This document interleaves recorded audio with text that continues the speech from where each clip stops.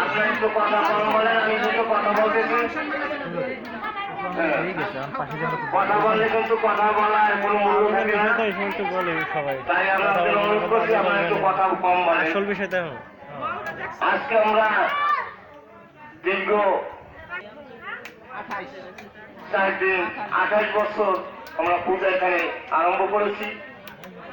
হয়তো আমাদের পূজারীবৃন্দ যদি কেউ কোনো কিছু মানত করে থাকে, মায়ের কাছে চেয়ে নেয় মনে করে মা তা পূরণ করে।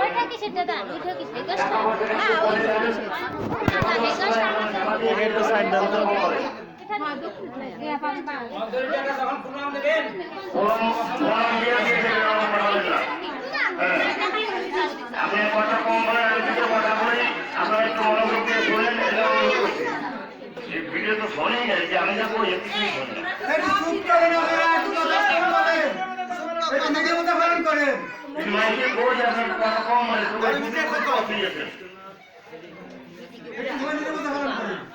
আমরা দীর্ঘ 28 বছর এখানে পূজা আরম্ভ করেছি। 28 বছর 22 বছর আমাদের অর্থ এলাকার পূজারীবৃন্দ যদি কেউ কিছু মার কাছে চেয়ে নেয় বা মানত করে থাকে, আমাদের মা মনে হয় তা পূরণ করেছে এবং সেই মানত এসে এখানে দিয়েছি। আমরা মাকে কিছু দিতে পারি নাই, আমরা নয়ন জল দিতে পারি নাই। আজকে আমার একটা বৃহত্ত দাবি, আমি এই মন্দিরে অনেক শ্রম দিয়েছি, অনেক কিছু করেছি, কিন্তু আমি কোনোদিন ফলের আশা করিনি। আজকে আমি আপনাদের কাছে এবং মায়ের কাছে একটা দাবি যাচ্ছি, আমার ছোট ভাইকে এখানে আসার জন্য আমি অনুরোধ করছি। আমার ছোট ভাই স্কুলের শিক্ষক, যাও তাকে ঈশ্বর পয়সা করে কম বেশি কিছু দিয়েছি,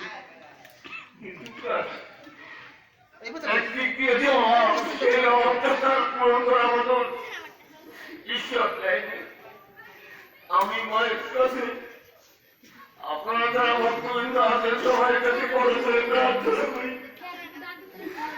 আমার ভাইয়ের শরীর তেমন ভালো না, মাঝে মাঝে অসুস্থ হয়ে পড়ে। আমার ভ্রাতৃবধূটাও সেই রকম মৃত, এরা যদি সুস্থ হয়ে থাকে এবং আমাদের যে আশা, আমাদের সেই আশা পরিকল্পনা মা যদি পূরণ করে আগামী বছরের ভিতর আমরা যেন মা কল্যাণী কিছু করতে পারে। আমাদের ভাই ভ্রাতৃবধূ এরা যদি সুস্থ হয় আগামীতে এবং আরেকটি ভক্ত এখানে মা দান করে, এই মন্দিরে মার দান করলে আমাদের কোনো অভাব হতে পারে না।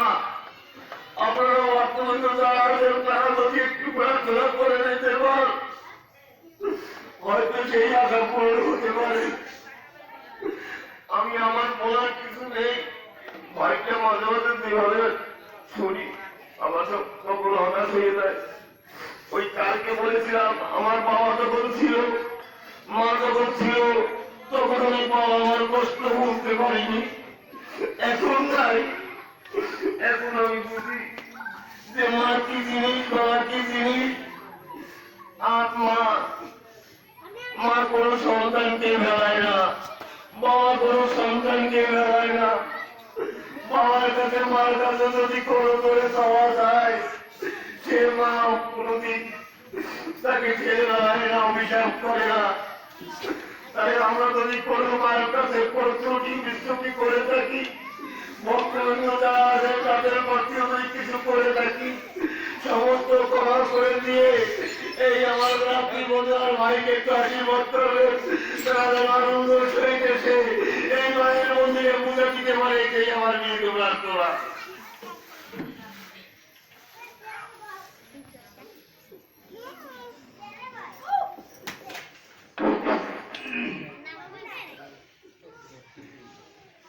করলে আমাদের সম্মুখে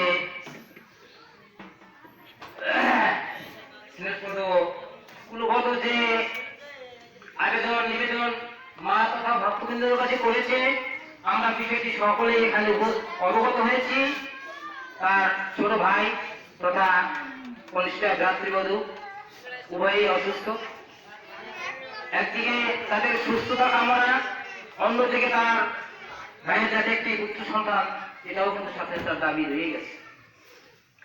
এখন এই সর্বময় কর্তা যিনি এই যুগ যুগান্তর এই দিন দুনিয়ার পৃথিবী যিনি সৃষ্টি করেছেন, তিনি তার প্রতিষ্ঠাত্রী দেবী আমাদের মা, যা একটি বছর পরে আমাদের সম্মুখে আজকে আমরা তার চরণে নিবেদিত হচ্ছি, আমরা পূজা দিচ্ছি। তার কাছে আমাদের সকল আর এই প্রার্থনা, প্রত্যেকটি মানুষ আজকে আমরা এখানে কেন উপস্থিত হয়েছি, সমস্ত বছরে আমাদের পুঞ্জীভূত ব্যথা দুঃখ বেদনা সকল কিছু নিয়ে কিন্তু আজকে আমরা মাঠ চলে। কারণ একমাত্র মা যদি ইচ্ছা করে তাহলে সকলের মনের বাসনা পূরণ করতে তিনি পারেন। তাই আমরা এই আশা করেই কিন্তু প্রত্যেকে আজকে আমরা মায়ের মন্দিরে এসেছি। আমরা প্রাণ ভরে যে মার কাছ থেকে নিয়ে নেব, তবে মাকে আমাদের আগে দিতে হবে। কি দিতে হবে? ভক্তি, শ্রদ্ধা, অভিনন্দন। তিনি এতেই সন্তুষ্ট। প্রাণ ভরে যদি আমরা তাকে দিতে পারি, তিনি আমাদের সকল কিছু উজাড় করে দিয়ে দেবে।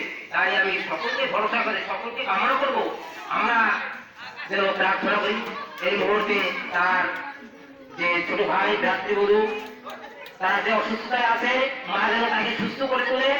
তারা যেন আগামীতে সেই তাদের মায়ের বাসনা পূরণ করে মায়েকে সুন্দর রূপে এসে তারা পূজায় অংশগ্রহণ করতে পারে, মাকে সন্তুষ্ট করতে পারে। এই আমি প্রার্থনা রাখি মায়ের কাছে তথা সকল ভক্তের কাছে প্রার্থনা রাখি। আপনারাও মায়ের কাছে একে একটু প্রার্থনা রাখেন। ভক্তের অধীন ভগবান, মানে ভক্ত যে কথা বলবে, ভক্ত যে বাসনা রাখবে, ভক্তের দাবি মা রক্ষা করেন। এটাই সর্বসিদ্ধ। গুরুজন জানা, সাধু মহাজন জানা তারা বলে থাকেন, আমরা শুনি যে ভক্তের অধীন ভগবান, ভক্তের কথা ভগবান রাখেন। তাদের আপনারা প্রার্থনা রাখবেন, তার অভিষ্ট ইচ্ছেটা যেন মা পূরণ করেন। বলবন্ধের জমিতে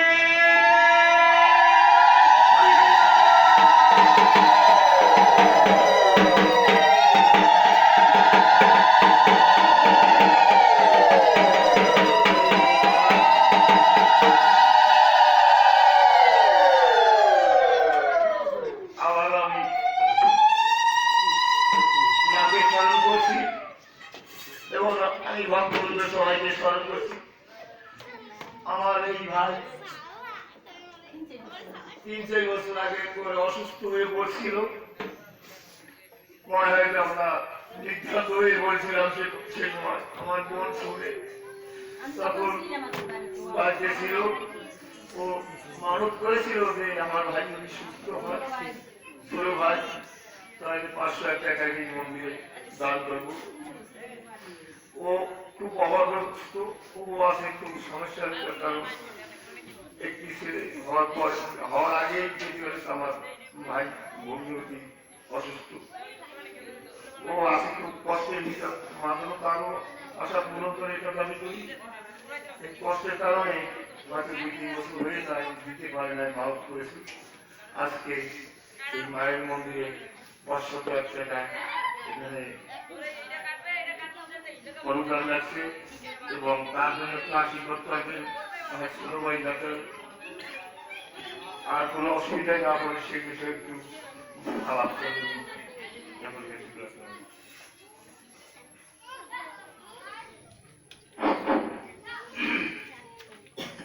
আমরা একটু পূর্বে যে কথাগুলো বলেছি, প্রার্থনা রেখেছি, তৎসঙ্গে আমরা এই প্রার্থনাকে সংযুক্ত করি। কারণ একজন ভক্ত দুনিয়ার বুকে রক্তের বন্ধন সবচেয়ে বড়, রক্তের সম্পর্ক কোনদিন ছিন্ন করা যায় না। তাই ভাই যদি দুর্দিনে পড়ে, দুঃখে পড়ে, তখন বোন তো আর সহ্য করতে পারে না, এই রক্তের ধর্ম। তাই সেই বোন সেই বিগত অন্য মুহূর্তে ভাইয়ের সুস্থতার জন্য মায়ের দিকে প্রার্থনা করেছে, হে মা, তুমি আমার এই ছোট্ট ভাইটাকে সুস্থ করে দাও, তাকে রোগ থেকে নিরাময় করে তোলো। আমি হতভাগা মহিলা কি করে তোমাকে ডাকবো? এই হতভাগা ডাক গ্রহণ করে তুমি ভাইকে সুস্থ করে দাও। তাই আর করুণ আর্তনাতে মা সন্তুষ্ট হয়ে তাকে সুস্থ করেছে। হয়তো বা 2 বছর আগে এই কথাটা ছিল, তাকে আর্থিক অনটন থাকার কারণে দিতে একটু সময় নিয়েছে। আপনারা ক্ষমা করবেন, মাও ক্ষমা করবেন। আজকে আপনাদের সমক্ষে এই 501 টাকা মন্দিরে দিচ্ছে মায়ের উদ্দেশ্যে আমরা প্রার্থনা রাখি। আগামী দিন থেকে অর্থাৎ আজ থেকে আগামী দিন যতদিন সে পার্থিব জগতে জীবিত থাকবে, সে যেন নিরাময় সুস্থ অবস্থায় বেঁচে থেকে ভক্ত সঙ্গ করতে পারে, মায়ের পূজা মণ্ডপে এসে সে যেন সে মাকে শ্রদ্ধাঞ্জলি দিতে পারে। এটাই মায়ের কাছে বিনীত প্রার্থনা।